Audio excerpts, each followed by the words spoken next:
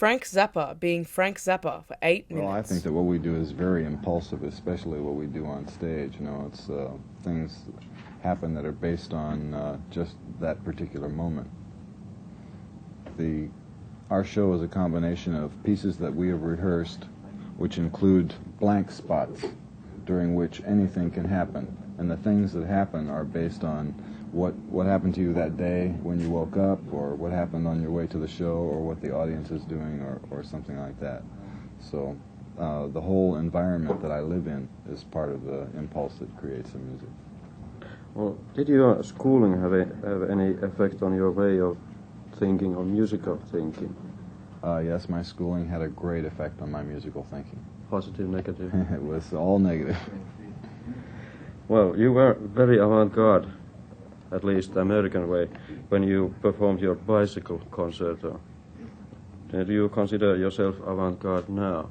Do I consider Yes, I'm very avant-garde right now. I am about as avant-garde as I have ever been, right at this very moment. Jazz has had bad experiences when connected with classical music. So has rock in recent years. How is the relationship between Zappa and classics? You tell me about the classic, and I'll tell you about my relationship. What particular classic you mean? Well, I mean...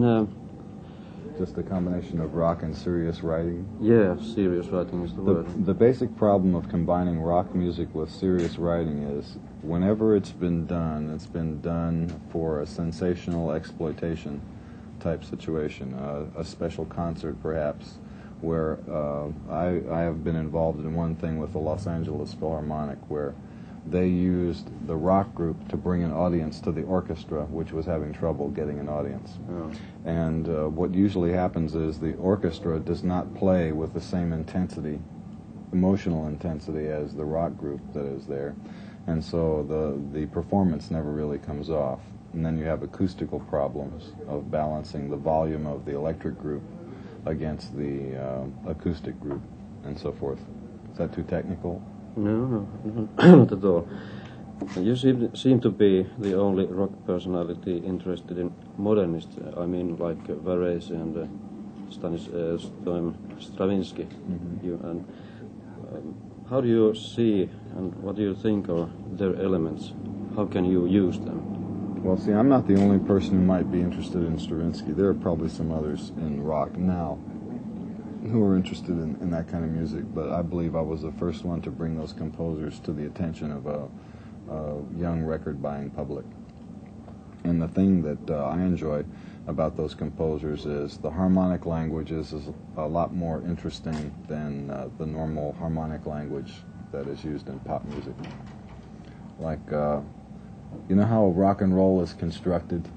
You get a guy with a guitar, see, and he knows, if he's starting, he knows 1, 2, or maybe 3 chords. If he's been playing for a few years, he knows 10, 20, maybe 30 chords.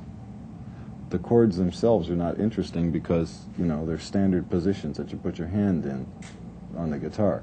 See, so when songs are made up out of standard things like that, they will tend to sound repetitive, you know, they'll always be the same. So if you're writing for a group of instruments, and each person in that group gets to play one note of a chord, that gives you the chance to make the chord any density that you like. You know, it can be like this, it can be like that, it can be spread out like that. And you can only do that by working with many instruments and different tone colors.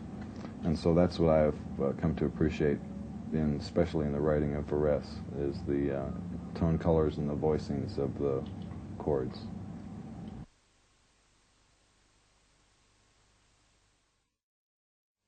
How did you find the first Mothers? They were working in a beer bar called the Broadside in Pomona, California. Did they play anything?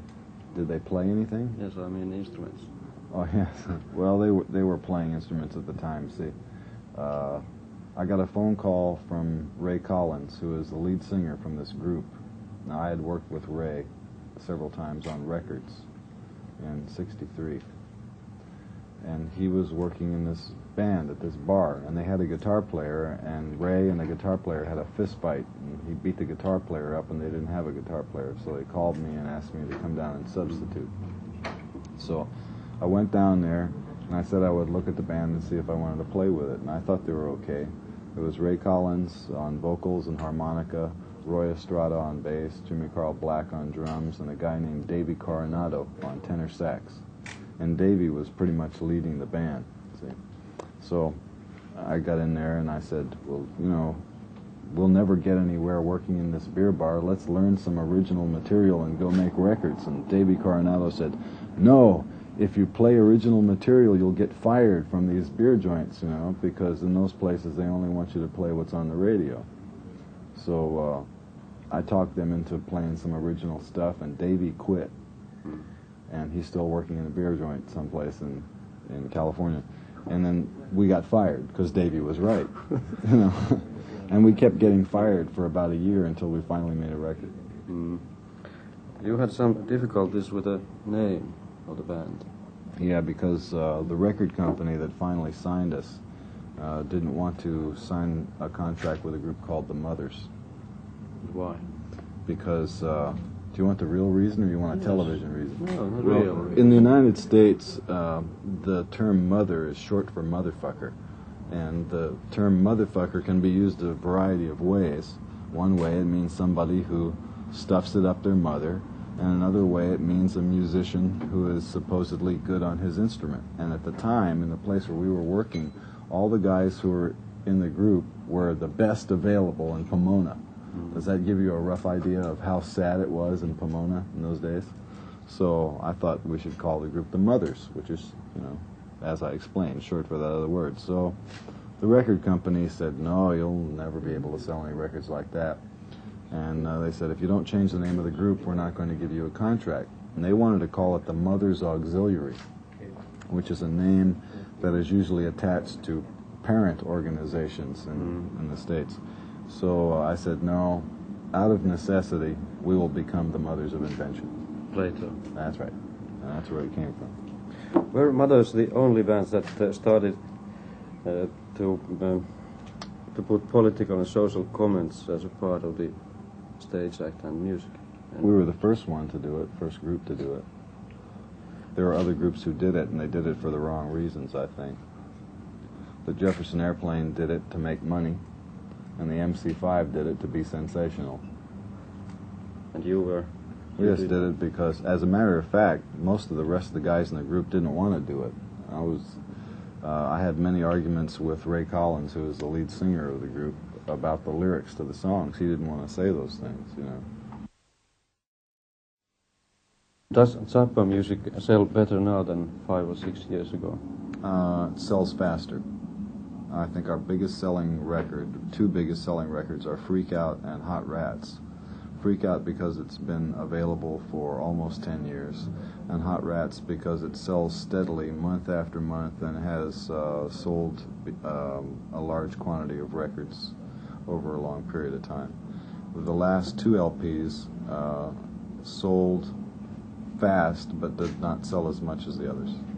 Do you think that your public has grown up to understand your music better than...